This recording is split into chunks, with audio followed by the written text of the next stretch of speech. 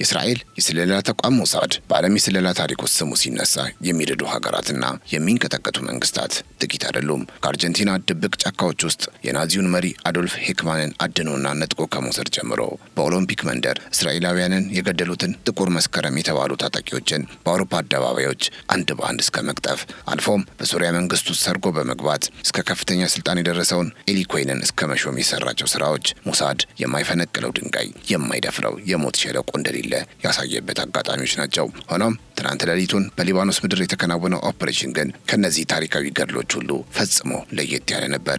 እንደ ከዚህ ቀደሙ የጠላትን ወታደራዊ ሚስጥር ለመመንተፍ አሊያም በህይወት ያሉ ኢላማዎችን አድነው ለፍርድ ለማቅረብ ሳይሆን ሞሳድ የድቅድቅ ጨለማን ተገን አድርጎ ወደ ሊባኖስ ተራራማ መንደሮች ዘልቆ የገባው መቃብር ለመቆፈርና የደረቁ አጥንቶችን ለመሰብሰብ ነበር። ይህ በክህሎቱና በጭካኔው የሚታወቀው ተቋም ከእስራኤል መከላከያ ሰራዊት አይዲኤፍ ጋር በመቀናጀት ሮን አራንድን ፍለጋ በሚል መጠሪያ በሰየመው ድንገተኛ ኦፕሬሽን የሊባኖስን ድንበር በሚስጥር ሰንጥቆ ገብቷል። ለዚህ ድርጊት ሲባል ሞሳድ ላለፉት 40 ዓመታት እንቅልፍ አጥቶ የከረመ ሲሆን የናፈቀውን ፍንጭ ለማግኘትም አንድን የኢራን ጀነራል ከሶሪያ ምድር ላይ አፍኖ በመውሰድ አስክሬኑ የት ነው በሚል በምርመራ ጅራፍ ሲገርፈው ቆይቷል። በዚያች አስፈሪ ሌሊት የሞሳድ ኮማንዶች የታለመላቸውን መቃብር ለመቆፈርና የሚፈልጉትን አጥንት ለማውጣት ሲሉ ብቻ በመንገዳቸው ላይ የነበሩ ቢያንስ 41 ሰዎችን ህይወት ያለ ርኅራኄ ቀጥፈዋል። የጥይት ዝናቡንና የሞት ጥላውን ጥሰው የናቢቺት መንደር መቃብርን በከፍተኛ ጉልበት ከመቆፈር ያልተቆጠቡት እነዚህ ወታደሮች ለአንድ የጠፋ ሰው አጽም ሲባል ደም አፋሳሽ ዋጋ ከፍለው በመቃብር ውስጥ የተሰወረውን እውነት ዳግም ለመክፈት ቢሞክሩም እንዲያም ሆኖ ግን ያወጡት አጽም የፈለጉት ሰው ሆኖ አልተገኘም። የተከበራችሁ የገበያ ሚዲያ ቤተሰቦቻችን ለመሆኑ መላው ዓለምን ያስደመመው የሞሳድና የአይዲኤፍ የሌሊቱ ኦፕሬሽን ምን ነበር? እንዲያ ለአንድ የሟች አጽም ሲባል የ41 ሰዎችን ህይወት ያለ ርኅራኄ የቀጠፈው አስክሬንስ የማን ነው? ሞሳድ ከሶሪያ ምድር አፍነው የወሰዳቸውና ለዚሁ ሚስጥር ቁልፍ ይሆናሉ ተብሎ የታሰቡት የኢራኑ ጀነራል ማን ናቸው? ጠቅላይ ሚኒስትር ቤንያሚን ኔታንያሁስ ከዚሁ ኦፕሬሽን በኋላ ምን አስተያየት ሰጡ? የሚሉ ጉዳዮችን በዛሬው ዝግጅታችን እናስደምጣቸዋለን። አብራችሁን እንድትቆዩ እየጋበዝን ቻናላችንን ሰብስክራይብ፣ ይህንን ቪዲዮ ላይክ እንድታደርጉ በአክብሮት እንጠይቃችኋለን። ከአፍታ ቆይታ በኋላ ወደ አነጋጋሪው ኦፕሬሽን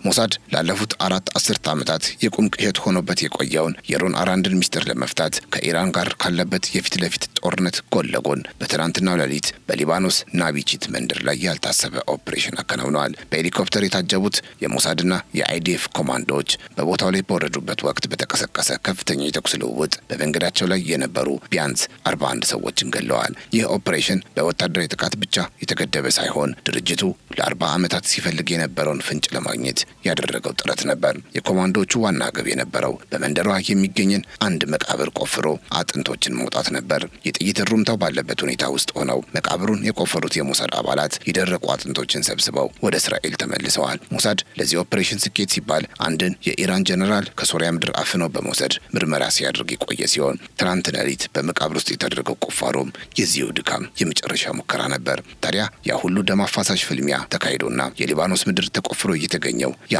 ሚስጥራዊ አጽም በታሸገ ሳጥን ውስጥ ሆኖ በእስራኤል ወታደራዊ አውሮፕላን ማረፊያ ሲያርፍ ድባቡ በተስፋም በጥርጣሬም የተሞላ ነበር። በሊባኖስ ሌሊት 41 ሰዎችን ቀጥፎ የተገኘው ያ አጥንት ላለፉት 40 ዓመታት መልስ ላጣው የሮን አራድ እንቆቅልሽ የመጨረሻው መፍትሄ ይሆናል ተብሎ ስለታመነ ከፍተኛ የስለላ ድርጅቱ አመራሮችና የሳይንስ ባለሙያዎች በታላቅ ጥንቃቄ ተረከቡት። አጽሙ በቀጥታ ወደ ፎረንሲክ ቤተ ሙከራ ሲወሰድ በእያንዳንዱ ሰከንድ ውስጥ የሚደረገው ምርመራ በእስራኤል መንግስት ከፍተኛ ባለስልጣናት ዘንድ እንደ ትልቅ ብሔራዊ ጉዳይ ተቆጥሮ በጭንቀት ይከታተሉት ነበር። ለዓመታት የናፈቁትን ውጤት ለማግኘትና ያንን ጥቁር የታሪክ መዝገብ ለመዝጋት ሲባል የላቦራቶሪ ባለሙያዎች በታላቅ ውጥረት ውስጥ ሆነው የአጥንቱን የዘር ግንድ ዲኤንኤ ከአራድ ቤተሰቦች ጋር ለማዛመድ ሌሊቱን ሙሉ ሲተጓደሩ፣ ይሁን እንጂ ውጤቱ ከተጠበቀው በተቃራኒ ሆነ። በዘመናዊው የቤተ ሙከራ ምርመራ የተረጋገጠው ውጤት እንደሚያሳየው ያ ሁሉ ህይወት የተገበረለትና መቃብር ተቆፍሮ የወጣው አጽም የሮን አራድ ሳይሆን ሌላ ማንነቱ ያልታወቀ ሰው ሆኖ ተገኘ። ይህ ውጤት አዎ ነው የሚል ምላሽ ለመስማትና ቢሮውን በጭብጨባ ለማሞቅ ሲጠብቁ ለነበሩት በሞሳድ ሰራተኞች ጸጥታን የፈጠረ ሲሆን ለሮን አራንድ ቤተሰቦችም በተለይ ለባለቤቱ ሌላ የልብ ስብራት ሆኖባታል። ለዚች ቅጽበት ሲባል የኢራን ጀነራል ታፍኖ የሊባኖስ ድንበር ተጥሶና 41 ሰዎች ተገድለው የተገኘ ውጤት ባዶ ሆኖ መገኘቱ ሞሳድ ስኬት ብቻ ሳይሆን የሚገጥመው ውድቀት እንዳለም ያሳየ አጋጣሚ ተደርጎ ተወስዷል። ያ ሁሉ የመቃብር ቁፋሮና ደም አፋሳሽ ጉዞ የጠፋውን አብራሪ ሚስጥር ይበልጥ አድበስብሶት እንዲጓጭ ሆነዋል። እስራኤል 41 ሰዎችን ገብራና መቃብር ቆፍራ እንዲያብዝታ የፈለገችው አጥንት የሮን አራንድን ነው። ታሪኩ የሚጀምረው ከዛሬ 40 ዓመት በፊት እንደ አውሮፓውያን አቆጣጠር በጥቅምት ወር 1986 ነበር። በወቅቱ የእስራኤል አየር ኃይል በሊባኖስ የሚገኙ የፊሊስጤን ታጣቂዎችን ኢላማ ያደረገ ጥቃት ለመሰንዘር የፋንተም ጀት አውሮፕላኑን አሰማርቶ ነበር። ይሁን እንጂ አውሮፕላኑ በሊባኖስ ሰማይ ላይ እያለ በደረሰበት የቴክኒክ ብልሽት ምክንያት ቦምቡ ገና ሳይለቀቅ በራሱ ላይ ፈነዳ። በዚህ ወቅት ረዳት አብራሪው ሮን አራንድና ዋና አብራሪው የነበሩት ዩሻይ ሌቪ በፓራሹት ዘለው ለመውጣት ቢችሉም የሮን አራንድ ዕጣ ፈንታ ግን ከዚያች ቅጽበት ጀምሮ የሚታወቅ አልሆነም። ዋናው አብራሪ ሌቪ በእስራኤል ጦር ሰራዊት ከፍተኛ ተጋድሎ ወደ ሀገሩ መመለስ ቢችልም ሮን አራድ ግን በሊባኖስ አማጽያን እጅ ስር ወደቀ። ሮን አራድ ከተያዘ በኋላ ባሉት የመጀመሪያዎቹ ጥቂት ዓመታት በሕይወት መኖሩን የሚያሳዩ ፎቶግራፎችና ደብዳቤዎች ለቤተሰቦቹ ይደርሱ ነበር። አማል የተባለው የሊባኖስ ታጣቂ ቡድን ሮን አራድን በእጁ አድርጎት እንደነበርና ለተወሰነ ጊዜም በቤሩት እስር ቤት ውስጥ እንዳቆየው ይነገራል። ይሁን እንጂ እንደ አውሮፓውያን አቆጣጠር በ1988 አካባቢ ድንገት ደብዛው ጠፋ። ከዚያን ጊዜ ጀምሮ እስራኤል ለሮን አራድ ነጻነት ወይም ቢያንስ ለአስክሬኑ መመለስ ያልፈነቀለችው ድንጋይ የለም። ሚሊዮን የሚቆጠር ዶላር ለመረጃ ሰጪዎች መድባ የጠላቶቿን መሪዎች አፍናና ለምርመራ ወጥራ አልፎም እንደ ትናንትናው ሌሊት መቃብር እስከ መቆፈር የደረሰችው ይህ ወታደር ሀገሪቱ እንደ ብሔራዊ ክብር ምልክት አድርጋ ስለምታየው ነው። ሆኖም ዛሬም ድረስ እንደ እንቆቅልሽ ሆኖ ቀርቷል። ሞሳድ የሮን አራንድ ዱካ ለማግኘት የሄደበት ርቀት ከመደበኛው የስለላ ስራ በእጅጉ ይገዝፋል። ላለፉት 40 ዓመታት ድርጅቱ የሮን አራድን ታሪክ ለመዝጋት ሲል በዓለም ዙሪያ ሃኒ ትራፕ በመባል የሚታወቁትንና ወጥመድ የሚዘረጉ ሴት ሰላዮቹን በተለያዩ ሀገራት አሰማርቷል። እነዚህ ሴት ሰላዮች የሊባኖስና የኢራን ከፍተኛ ባለስልጣናትን በፍቅር ወጥመድ ውስጥ በመጣል በመጠጥና በደስታ ድባብ ውስጥ ሆነው ከዛሬ 40 ዓመት በፊት የነበረውን ያንን ሚስጥር ለመመንተፍ ብዙ ጥረዋል። ሞሳድ ለዚህ ጉዳይ ብቻ በሚሊዮኖች የሚቆጠር ዶላር በየዓመቱ ይመድባል። ይህም አንድን ወታደር የማግኘት ጉዳይ ሳይሆን የድርጅቱን ክብርና አቅም የማስጠበቅ የሞት ሽረት ትግል ሆኖበት ቆይቷል። በየኤምባሲዎቹና በየመዝናኛ ስፍራዎቹ የሚደረጉት እነዚህ ድብቅ እንቅስቃሴዎች ሁሉ ግባቸው አንድ ነበር። እሱም ሮን አራድ በሕይወት ይኑር ወይም ይሙት የሚለውን ጥቁር መጋረጃ መቅደድ። ሞሳድ ይህንን ሁሉ ዓመት በጨለማ ውስጥ ሲዳክር የቆየው ዝም ብሎ አልነበረም። ይልቁንም በ2016 አካባቢ ከሊባኖስ በድብቅ ያገኘው አዲስ የደህንነት መረጃ ፍለጋውን ይበልጥ አቀጣጥሎለት ነበር። በወቅቱ የወጡ የምርመራ ሰነዶች እንደጠቆሙት ሮን አራድ በ1988 አካባቢ ተገደለ ተብሎ የሚታሰበው በሊባኖስ ታጣቂዎች ሳይሆን በኢራን ወታደራዊ አማካሪዎች እጅ ሊሆን እንደሚችል የሚጠቁሙ ፍንጮች ተገኝተው ነበር። በተለይም ሮን አራድ በምርኮ ላይ እያለ ለቤተሰቦቹ ይጻፋቸውና ለዓመታት ሳይደርሱ ቀርተው በቅርብ ጊዜ በእስራኤል እጅ የገቡት ሚስጥራዊ ደብዳቤዎች እሱ ያለበትን ስፍራ ለማወቅ በሚደረገው ጥረት ላይ ትልቅ ተስፋን ጭረው ነበር። እነዚህ ደብዳቤዎችና የተገኙት አዳዲስ ፎረንሲክ መረጃዎች ሞሳድ የሮን አራድን ጉዳይ ዛሬም በሕይወት ያለ ፋይል መሆኑን እንዲያምንና ለዚህም ሲባል የኢራን ጀነራሎችን እስከ ማደን የሚደርስ አደገኛ ቁማር ውስጥ እንዲገባ ገፋፉት። ታዲያ የኢራኑን ከፍተኛ ወታደራዊ ጀነራል የማፈን ኦፕሬሽን ግድ ሆነበት። ሞሳድ ይህን ጀነራል ከሱሪያ ምድር ላይ አድኖ በመያዝ ወደ እስራኤል ድብቅ እስር ቤት ይዞት ገብቷል።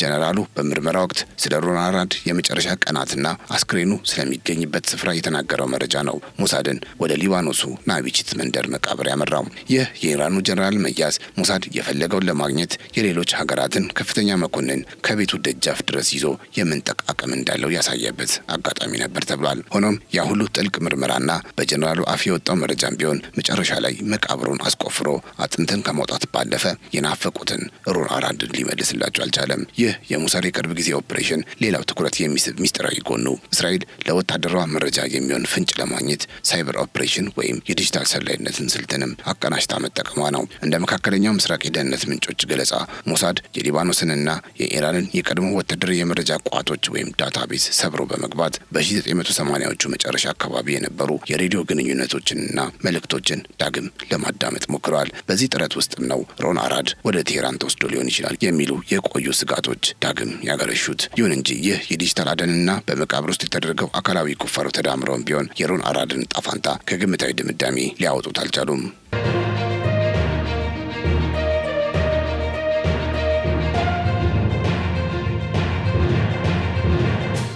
ታዲያ ይህ ክስተት በዓለም አቀፍ ደረጃ ሁለት መሰረታዊና እጅግ ተቃራኒ የሆኑ ክርክሮችን ቀስቅሷል። በአንድ በኩል እስራኤል ለጠፋው ወታደሯ አጽም ስትል እስከ ሊባኖስ ተራሮች ዘልቃ መቃብር መቆፈሯ ለዜጎቿ ያላትን ለአጥንትህም ቢሆን እንመጣለን የሚል ጽኑና የማይናወጥ ታማኝነቷን የጠቀሱ አሉ። ይህ ለአንድ ወታደር ክብር ሲባል ሰማይና ምድርን የማንቀጥቀጥ እርምጃ በአገሪቱ የጦር ሰራዊት ውስጥ ትልቅ ሞራል የሚገነባ እንደሆነ ተነግሯል። በሌላ በኩል ግን የሞተን ሰው አጥንት ፍለጋ የ41 ሕያዋን ሰዎችን ነፍስ ያለ ርኅራኄ መቅጠፍና መቃብር መፈንቀል የሰው ልጅ ሕይወት ከአንድ የደረቀ አጽም ያንሳልን የሚል ከባድ የሞራል ጥያቄንም አጭሯል። ይህ ለአንድ አጥንት ሲባል የተከፈለ የደም ግብር በሰብአዊነትና በብሔራዊ ክብር መካከል ያለውን ስስ መስመር የረገጠ የጭካኔ ጥግ ተደርጎ በመወሰዱ ጉዳዩ ከወታደራዊ ኦፕሬሽንነት ባለፈ እስራኤል የምትወቀስበት የታሪክ ጠባሳ እንደሆነ አድርገው ያስቀመጡትም አሉ።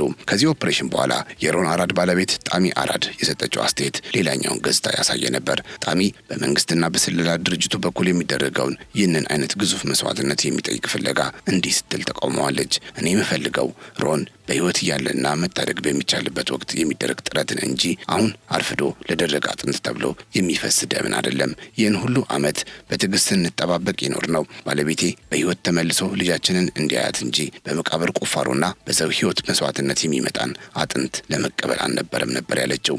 ምስጋና ማቅረቧ እንዳለ ሆኖ ይህ የእሷ ንግግር እስራኤል ለአጥንት ፍለጋ የከፈለችው ዋጋ ለቤተሰቡ የሚሰጠው ፋይዳ አነስተኛ መሆኑና በመዘግየታቸው ምክንያት የደረሰውን ጥልቅ ቁጭት የሚያንጸባርቅ ሆኗል። ይህንን ኦፕሬሽን አስመልክቶም ጠቅላይ ሚኒስትር ቤንያሚን ኔታንያሁ በሰጡት ይፋዊ መግለጫ ዘመቻው ምንም እንኳ የታሰበውን ውጤት ባያመጣም ደፋር፣ ብርቱና እጅግ ውስብስብ ሲሉ አሞካሽተውታል። ኔታንያሁ አክለውም ለሮን አራድና ለሌሎችም ለጠፉ ወታደሮቻችን ያለን ቁርጠኝነት መቼም ቢሆን አይቆምም። እውነትን ፍለጋ እስከ መቃብር ድረስ መሄድ ካለብንም ያንን ለማድረግ ወደኋላ አንልም በማለት ገልጸዋል። ይህ የጠቅላይ ሚኒስትሩ ንግግር በአንድ በኩል እስራኤል የጠፋባትን አንድ ወታደር ለማግኘትና ሚስጥሩን ለመፍታት የትኛውንም አይነት መስዋዕትነት ለመክፈልና እስከ የትኛውም ርቀት መጓዝ ያላትን ጽኑ አቋም ያሳየ ቢሆንም በሌላ በኩል ግን ለሌሎች ሀገራት ሉዓላዊነትና ለሰው ልጅ ሕይወት ደንታ የማትሰጥ ተብላ በሁለት የሞራል ጎራዎች እንድትሳል አድርጓታል። በጥቅሉ ይህ የሞሳድ የመቃብር ላይ ፍለጋ ኦፕሬሽን እስራኤል ለጠፉባት ዜጎች ያላትን አክራሪ ታማኝነትና ግዳጇን ለመወጣት የምትጓዝበትን ርቀት ለዓለም ዳግም ያስመሰከረ ክስተት ነው። ለአራት አስርተ ዓመታትን የቆየን የታሪክ ጠባሳን ለመፈወስ ሲባል የሉዓላዊ ሀገራትን ድንበር ጥሶ መግባትም ሆነ የጠላትን ከፍተኛ ጀነራል አፍኖ ማምጣት ለተቋሙ የማይቻሉ ግዳጆች አለመሆናቸውን በተግባር አሳይቷል። ሆኖም ግን ይህ ለአንድ የደረቀ አጽም ሲባል የ41 ሕያው ነፍሳትን መቅጠፍ የሚለው እውነታ በብሔራዊ ክብርና በዓለም አቀፍ የሞራል ሕግጋት መካከል ያለውን ገደብ የሳተ አስፈሪ የጭካኔ ጥግ ሆኖ ተመዝግቧል። ኦፕሬሽኑ በወታደራዊ ስሌት ረቂቅና ድፍረት የተሞላበት ቢሆንም በስተመጨረሻ ያመጣው ውጤት ባዶ መሆኑና አጽሙ የሌላ እንግዳ ሰው ሆኖ መገኘቱ ለሞሳድ እንደ ውድቀት ተቆጥሯል።